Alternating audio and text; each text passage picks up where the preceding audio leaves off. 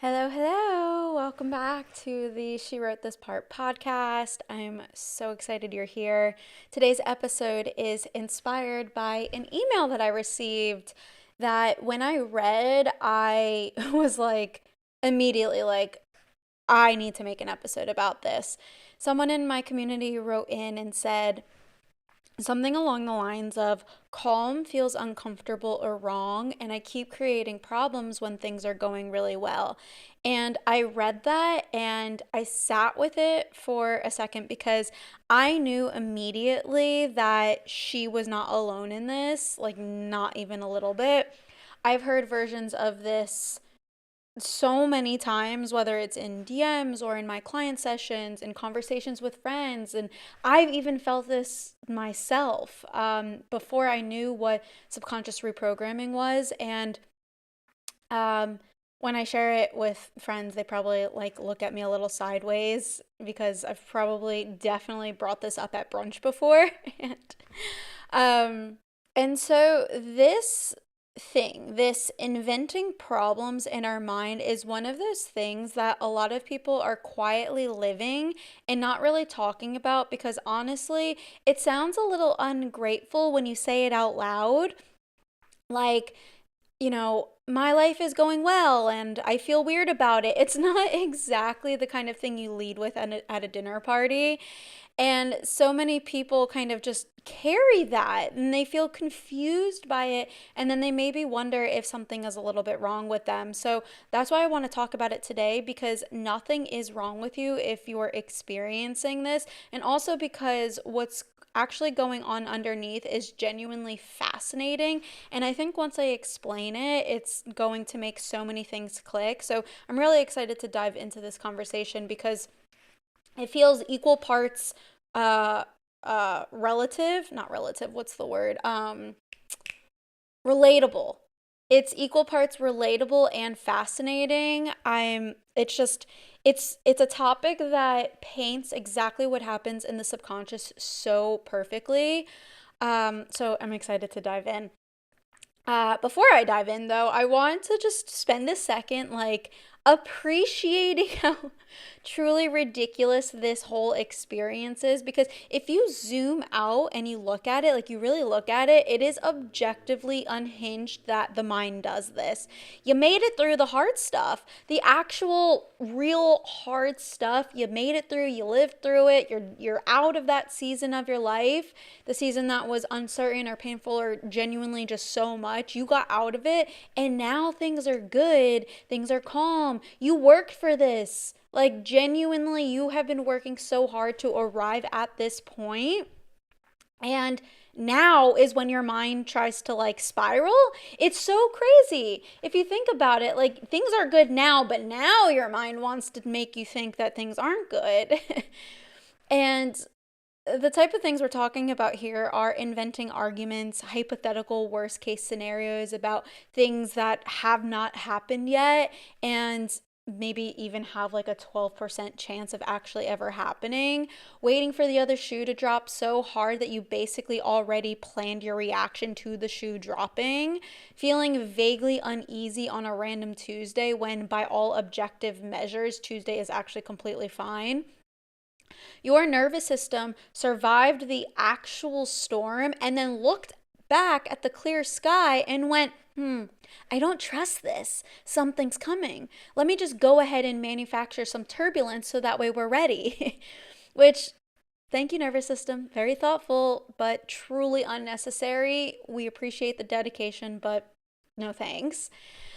I just, the thing is that this is not random. This sensation is not random. This isn't you being dramatic or unable to enjoy the good things in your life. There is a very specific reason that this is happening, and it has everything to do with your subconscious and how it's been trained to recognize that tension, that chaos as normal. So, let me paint a picture for you, and I want you to clock how many of these you recognize. things in your life are genuinely okay, maybe better than okay. You got the thing you wanted, or the hard season passed, and you're just in a stretch where nothing is actually wrong. And instead of enjoying it, there's this low, quiet hum in the background, this background noise that won't turn off. Like you're waiting for something to go wrong, even though nothing is going wrong. So your mind helpfully starts generating options. It's like this background static that won't turn off no matter how many times your conscious mind goes, "We are fine. I checked. Everything is okay." And your mind goes, "Okay, cool, noted, but anyway." And then it just keeps generating, right? Maybe it's replaying a conversation that was completely fine when it happened, but now it feels worth taking a second look at. Maybe it's the thing that when you're lying in bed and your mind just casually serves up the most unlikely worst case scenario completely unprompted. Like, thanks for that. Really didn't need that at 11 p.m. Maybe you pick a fight about something really small and you know it's small while you're doing it, but like you're watching yourself slightly outside of your body and you're going, this actually isn't about the dishes, but you do it anyway. Or maybe it's not even that traumatic. Maybe it's just a sense of restlessness, that inability to fully land anywhere. You sit down to do nothing and immediately feel like you should be doing something, but you can't really identify what. Maybe you have a good day and somewhere on the drive home you start like bracing a little bit. Good news arrives and there's like a half a second of actual joy, but then your mind goes, okay, but what if there's something we're not seeing here? Rest might feel slightly wrong. Calm feels slightly suspicious. Peace feels like the part in the movie right before something bad happens. And here's the thing that makes this particular flavor of anxiety so hard to talk about.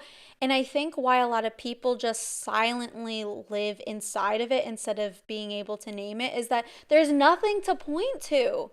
That's the hardest part, is that there is nothing to point to. If someone asked you what was wrong, you would say, I don't know, nothing technically, which is its own specific kind of maddening, because at least when things are hard, you have a reason. You can point to something. At least when the chaos is external, you know what you're working with. But this, where your mind goes rogue on a Tuesday that nothing actually objectively deserved it, is maddening. So I just want to say that I find this genuinely fascinating in a slightly horrific kind of way, because I just can't believe that this is a thing that this is a sensation that we all do. And we can survive these really hard seasons. We can get to the other side and we can look around at our perfectly acceptable life and go, but I'm not sure about this. Like, we made it through the storm and then we stand in the sunshine squinting like something about it is off. And it is a specific kind of wild to me. And I think it deserves to be acknowledged before we get into the why. I know that is the second time I'm saying it. I'm just genuinely so fascinated that this is something that we experience and it needs to be named. Because this isn't a you thing.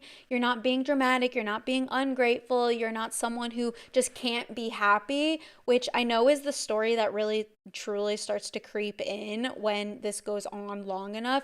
You are someone whose subconscious got very, very good at a very specific job. And right now, it's trying to keep doing that job, even though the job description changed. That's it. That's the whole thing. And I'm going to explain why that happens, because once you understand the mechanism, it stops feeling like a personality flaw and starts feeling like exactly what it is, which is just a pattern. And good news, patterns can change. So, what is actually going on underneath all of this, and I'll be honest, this is my favorite thing to explain because I think it's one of those things that sounds super simple when you first hear it, but then you sit with it for a second and you're like, oh, oh, oh. Like it lands in like a kind of a delayed way. So stay with me. Your subconscious mind, the part that runs 88% of everything you do, every automatic response, every default pattern, every reaction you have before you even had a chance to think about it, it doesn't actually know the difference between good and bad. It doesn't have an opinion about whether your life is going well or not. It's not rooting for you or against you. It's just back there quietly running the show while your conscious mind is up front convinced that it's in charge. Your conscious mind is not in charge. Your subconscious is in charge. But your conscious mind doesn't know that until you learn the mechanism. But your subconscious mind has one primary job. Its job is not to keep you happy. It's not to help you thrive. It's not to manifest your dream life, which I know is quite disappointing. Your subconscious's job is to keep you in familiar territory. What it knows is familiar and unfamiliar. That's it. That's the entire filing system of your subconscious mind. Familiar equals safe. Unfamiliar equals potential threat. So it's not really a complicated filing system, but it is a very committed filing system. Your subconscious operates on this feeling of what I know or what I don't know. And whatever it decides is familiar, whatever it has evidence of, enough repetition of, enough history of, that becomes what it registers as normal, as safe, as the baseline that it is always trying to get back to. So here is what happens. Your subconscious gets its early, most deeply coded programming in childhood. Like really, really, really early. We're talking between the ages of 0 and 8. So before you even had the critical thinking part of your mind developed, before you could even filter what was coming in and go, wait, is this actually true? All of the things you experienced, you heard, you saw, whether that's at home, at school, in environments you were in, culture, whatever it is, all of that got absorbed directly as truth. So if you grew up in a house where the energy was unpredictable, where you never quite knew what mood you were walking into, where things could shift without warning, your subconscious was just back there quietly logging all of it. This is what our life feels like. Got it? Filing this under normal. Maybe there was a lot of chaos, a lot of tension, a lot of walking on eggshells and reading the room before you even knew that's what you were doing. And you got really, really, really, really good at staying alert, at scanning, at being ready, because staying alert was what actually kept you feeling safe, comfortable, appreciated, loved, whatever it is. So maybe it wasn't even chaos exactly. Maybe it was more subtle than that. Maybe it was an environment that just kind of had this low level tension running through it. Maybe parents who were unpredictable in really small ways. A home where the energy could change and you learned to track it. You were a kid. You didn't have options, so you were forced to adapt. And your subconscious filed all of that vigilance, all of that alertness, all of that hum of needing to be ready. It filed all of that as this is the baseline. This is what life feels like. This is home. And the thing that I find so interesting about this, and also a little bit annoying on behalf of all of us, is that your subconscious wasn't doing anything wrong.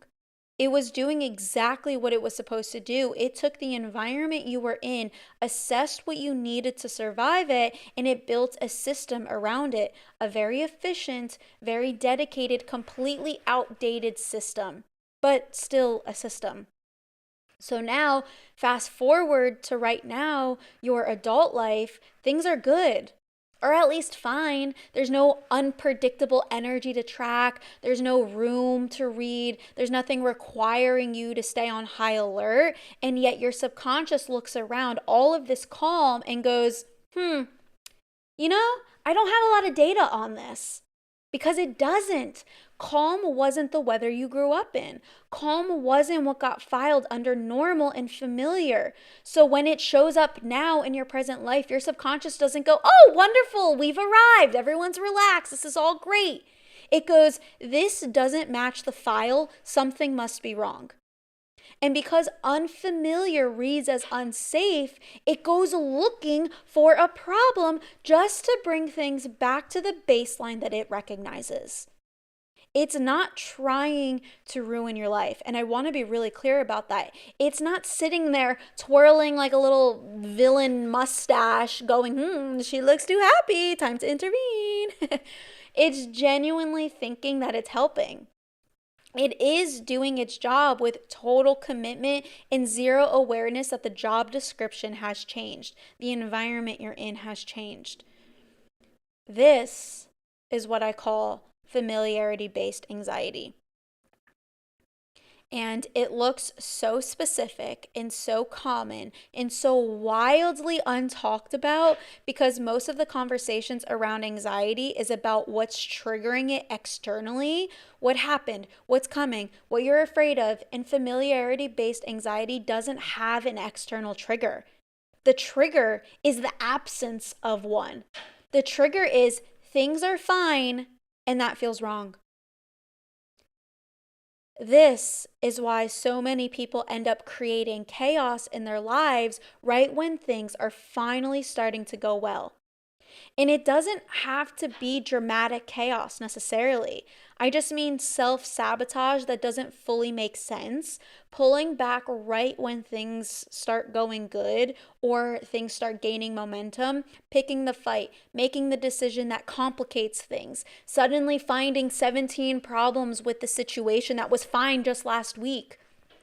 It looks like fear of success from the outside. It gets labeled as self-sabotage. And there is truth in both of those things. But underneath it, a lot of the time, it's just the subconscious going, this calm, this good is out of my comfort zone. I'm going to create something familiar so we can get back on solid ground. And solid ground being stress, which again, wildly committed filing system. This is why it's so confusing to be inside of this because you can't logic your way out of it. You can't look around and confirm that everything is okay and have that confirmation actually land. Your conscious mind can see that your Tuesday is objectively fine, but your subconscious is still running the file that says, fine isn't what we do here. And until that file in your subconscious gets updated, until your subconscious actually has enough new data to start coding calm as the baseline instead of the exception, the pattern will keep running. Your mind will keep generating the turbulence, and you will keep wondering why you can't just relax into the good thing, which you can, by the way. It's not a permanent condition. But I want to get into what actually shifts that because it's probably not what you think. Here's what I actually want you to take away from this. The fact that calm feels uncomfortable, that's information. It's not a character flaw. It's not evidence that you're someone who just can't be happy. It's your subconscious showing up exactly where its current definition of normal lives. And that definition was written a long time ago, probably in a season that looked pretty different from the one you're in now. Your subconscious is just behind on that update. That's genuinely all it is. It's like when you have your phone and the iOS is at like iOS 18 and when you check, you're still on iOS 7. That's essentially what's happening in the mind. And I think there's something kind of relieving about that when you really let that in because it means that the good things in your life are real. They're not a trap. The other shoe is not required to drop. Your subconscious just hasn't caught up to the life you've actually built yet. It's still dressing for weather that's already passed, which very relatable as a concept if you've ever packed for a trip and completely misjudged the climate. Like you're in Florida in August and you've got a cardigan in your bag just in case. Like just in case of what? A sudden cold front? An inexplicable drop to 50 degrees? No, you packed that because it's what you know how to pack, right? You're used to wearing the cardigan at home. So you're like, oh, maybe I'll need this. right? Not because Florida is actually cold. Your subconscious packed the anxiety for a version of your life that doesn't exist anymore.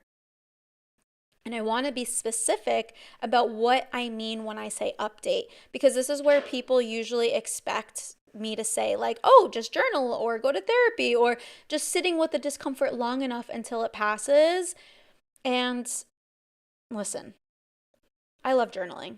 I genuinely do, but journaling is a conversation with your conscious mind, and your conscious mind already agrees that things are safe. She's been on board this whole time. You don't need to convince her. The subconscious is the one that's still running the old filing system, so we need to get to the subconscious.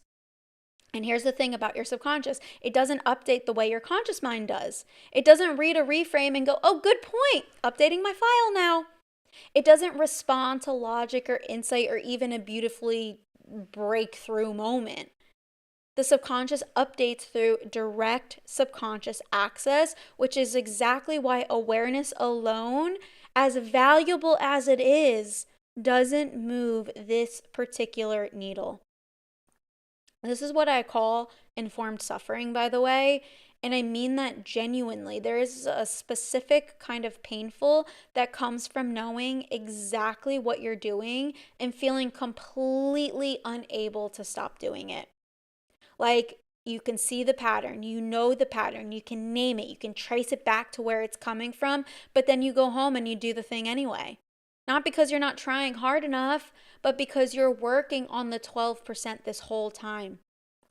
The work that actually shifts familiarity based anxiety happens at the level where it was created, in the subconscious, which means going in and actually updating what your subconscious has coded as normal, giving your subconscious new data, enough new experience of calm, being safe. That way, it starts to encode calm as your new baseline. This is one of the core things I work on inside of the anxiety shift, because so much of what shows up as anxiety, especially this flavor of it, traces back to a subconscious baseline that just hasn't been updated to match your actual life. And when that baseline shifts, something really specific happens. The restlessness quiets. The invented scenarios lose their charge, and you stop bracing for impact on a perfectly good Tuesday. Not because you've talked yourself into it, not because you've meditated for 6 hours out of the day, but because the thing that is generating that anxiety actually changed. And that's what's available to you. I know this feels so complicated because you've gone down so many different rabbit holes trying to understand this. But when you understand the subconscious mechanism that's at play, once you understand that this is a subconscious pattern, and that patterns, when you work on them at the right level, actually shift, it is really not that hard of a shift to make happen for you. It's actually really easy. You just haven't had the access to the right tools that target the right level yet. But it really is that simple. So if you want to know more about what that looks like, the link to the anxiety shift is in my show notes, and my DMs are always open if you want to talk through whether this is a good fit for you or not. But that's what I got for you today. Familiarity-based anxiety, it is one of the types of anxieties inside of my anxiety source framework that I teach inside of the anxiety shift. So the next time your mind starts generating problems on a perfectly calm Wednesday, instead of trying to shut it down or talk yourself out of it, get a little curious. Ask yourself, what does my subconscious think it's supposed to be happening right now? Because the answer to that question tells you everything about the baseline it's working from. And it's just really useful information. It's just data. And when you have the right tools to know what to do with that data, you can actually resolve it and change it. So I hope that this helps you understand yourself a little bit better, because the reason you're doing this does make sense. It makes so much sense. Not that that awareness makes anything better, because I know that it will continue generating until you actually use the subconscious tools to change it. But I think that it does help resolve a lot of shame. And if you know my work, you know I'm all about using the subconscious model to educate you on why the things that you're doing are happening. And that dissolves shame because you can pinpoint why it's happening. So those invented arguments, the hypothetical worst case scenarios, the waiting for something to go wrong when nothing is objectively going wrong, your mind is just doing what it learned to do. And now that you know that, you can start doing something differently about it. So send me a DM about signing up for the anxiety shift so that you can actually move forward without this cloud following you around, because I want you to enjoy your life, actually enjoy it. And that is possible for you. It is possible for you to enjoy the good things that you have worked so freaking hard for without one eye over your shoulder waiting for things to drop or waiting for things to fall apart. Whether you're doing that consciously or unconsciously, you can actually be present in your life, present with the good things, the good relationship, the new relationship, the healthy patterns, the just all of the goodness that you've been building in your life. You can actually be in it, present enough to actually enjoy it. You can let your Tuesday be fine. You can let the good things just be good. You can just allow yourself to enjoy them without having something tugging at you, thinking that it's going to go away. You can just let your calm be something that your mind doesn't eventually, try to sabotage. Calm can be something that your mind eventually learns to recognize as home instead of a red flag. And that's the work. And you're already in it by just being here, by understanding what's happening, by building an awareness of the subconscious layer that's at play. And now you know that it can change. It can. I can say that with certainty. I've seen it in myself. I've seen it with my clients. It can change. You just gotta update your subconscious information. So I hope this helps you understand yourself a little bit better. I'm so happy that I was able to talk about such a relatable sensation. If you are going through this, know that you are not alone. I see this constantly. Familiarity-based anxiety is the biggest source of anxiety that I see within clients, and it's always the first thing that I attack. So, alrighty. That's it for today's episode. If you have any questions, send me a DM or comment and I'll get back to you. You can also send me an email, and I will see you in next week's episode.